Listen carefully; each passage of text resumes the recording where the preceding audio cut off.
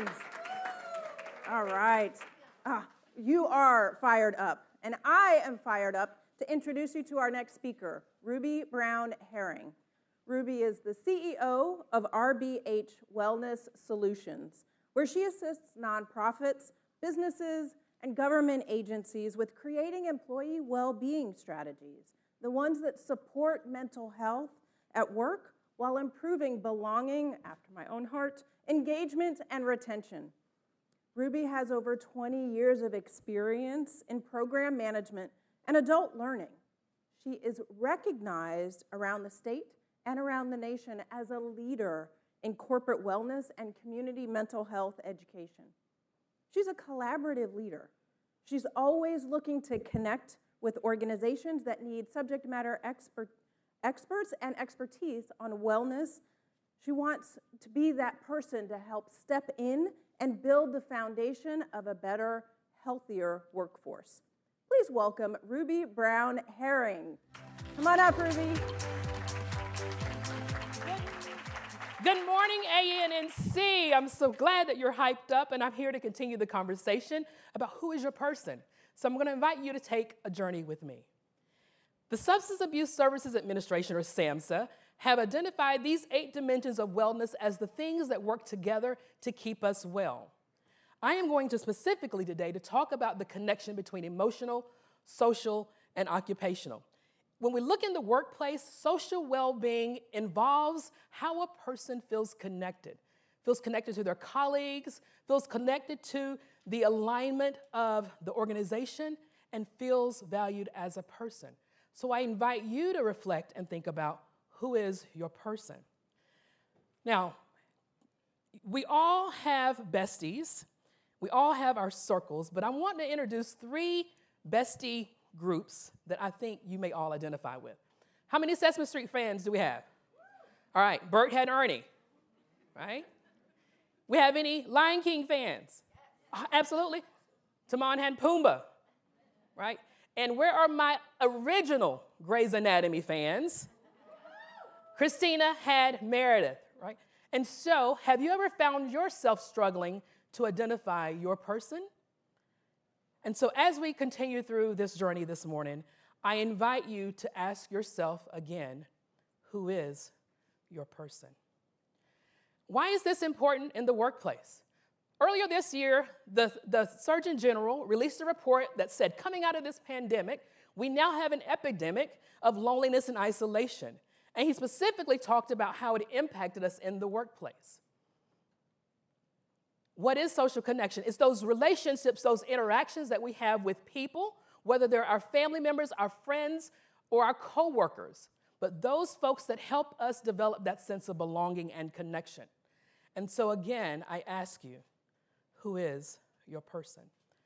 And so, Ruby, it's great. We know that we have all of the Berts and Ernies. We have the Christina and Merediths. We know who those folks are that we're connecting with. Why do I need to matter? And think about it in the workplace. This is why it matters. Businesses want the bottom line to be successful, right? They want our folks to be engaged. And so by increasing that connection in the workplace, we're increasing that engagement, that productivity. We're bringing people together to think outside of their boxes. And while we're doing that, we're building that sense of community that will only lift up the goals of the organization.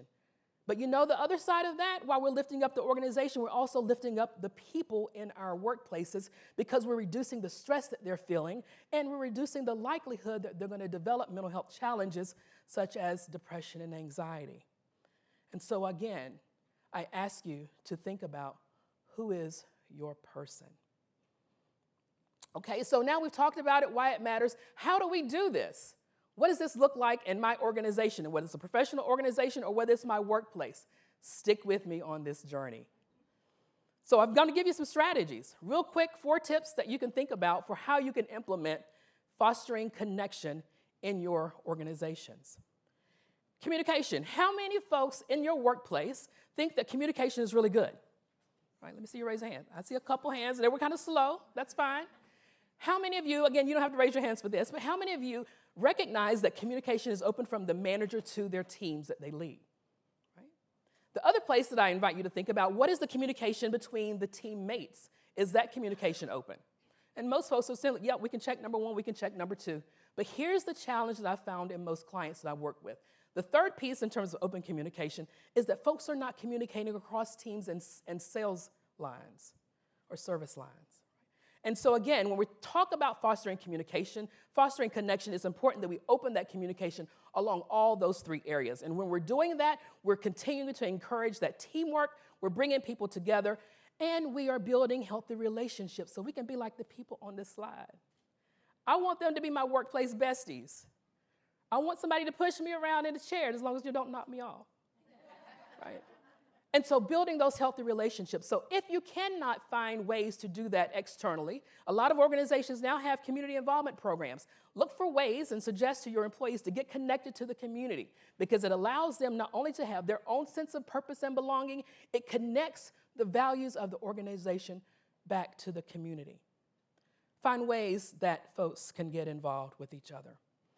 So I hope that the tips that I have shared with you this morning have been helpful and have started to prompt you to think about the importance of social connection in the workplace and how you can increase that.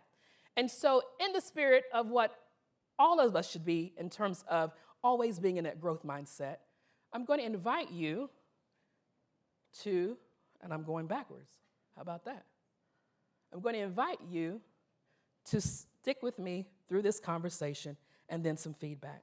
Oftentimes when we feel emotions, and here we've got a negative forward-facing emotion, replace anger with anything, we're like, ooh, I don't like that.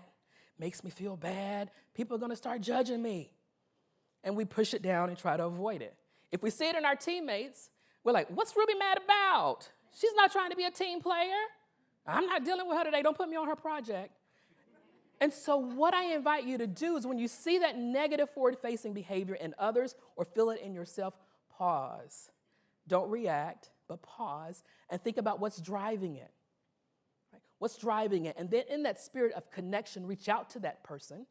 Our emotions individually tell us we need to reach out to somebody else, or we might even need to change our own mindset. And so I invite you again to think about who is your person and how does it impact you in the workplace. And so if you will, I'd love to get some feedback about the information that I shared with you. Take out those cell phones. You haven't had them out long. Take them out. Scan that QR code, and I'd love to connect with you on LinkedIn, but please provide feedback for me because I always am in that growth mindset. And I'm going to give you a couple seconds to do that, and then I'm going to come back with my closing words.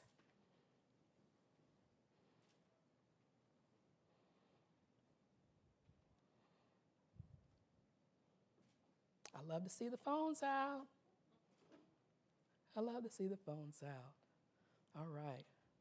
So as you're filling in that feedback form, I invite you again today and after today to think about the question that we started with. Who is your person? I hope that each of you have identified folks that lift you up, that pour into you, and help you find your sense of belonging so that you can be more engaged and more productive in your workplace. Thank you so very much for your time.